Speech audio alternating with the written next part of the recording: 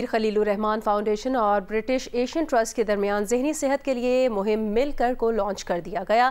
Arts council میں منعقدہ تقریب میں بات کرتے ہوئے شرکاء نے ذہنی صحت کی اہمیت اور اپنے تجربات سے آگاہ کیا۔ وقاص عالم انگاریہ کی رپورٹ دیکھیے۔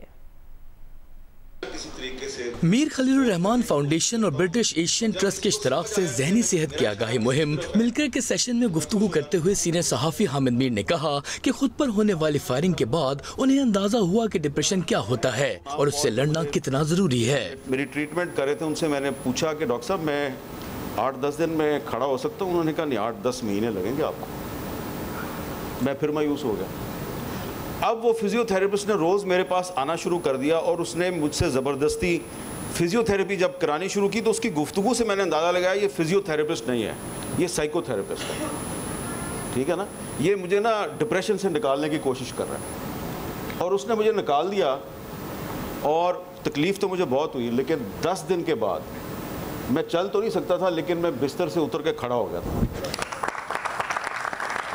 تو یہ آپ کو میں بتا رہا ہوں کہ جو سائیکو تھراپسٹ ہے اس کی امپورٹنس کیا ہے۔ اداکارہ سنم سعید نے بھی ذہنی صحت کے مسائل پر اپنے خیالات کا اظہار کیا۔ Another thing for me, I guess, being in the limelight, اس کے الگ pressures ہوتے ہیں، لیکن I've learned because I've seen depression around me in the family. I've been an ambassador for mental health for many years, so I've seen it in children, I've seen it in adults, I've seen it in high pressure jobs, high functioning depression.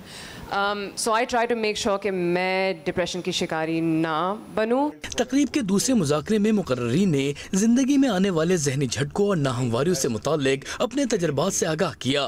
ہوائی حادثے میں بچنے والے bank of Punjab کے صدر ظفر مسعود نے مہم کو مثبت کاوش قرار دیتے ہوئے کہا کہ کارپوریٹ سیکٹر کو اس مہم کے ساتھ جڑنا پڑے گا۔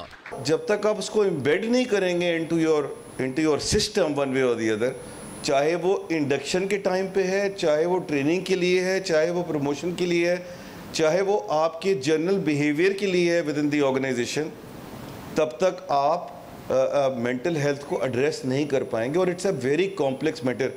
Senior research scientist Rubina Kidwai نے کہا کہ معاشرے میں بڑھتے ہوئے ڈپریشن کے بنیاد کو سمجھنا ہوگا۔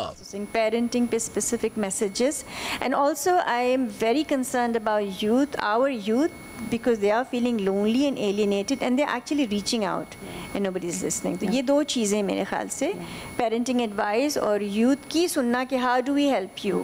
مل کر مہم کا مقصد پاکستانی معاشرے میں ذہنی صحت کی اہمیت اور اس کے مختلف پہلوؤں کو اجاگر کرنا ہے۔ کیمرامین سرور رضا اور شاہد اسماعیل کے ساتھ وقاص عالم انگاریہ، جیو نیوز، کراچی۔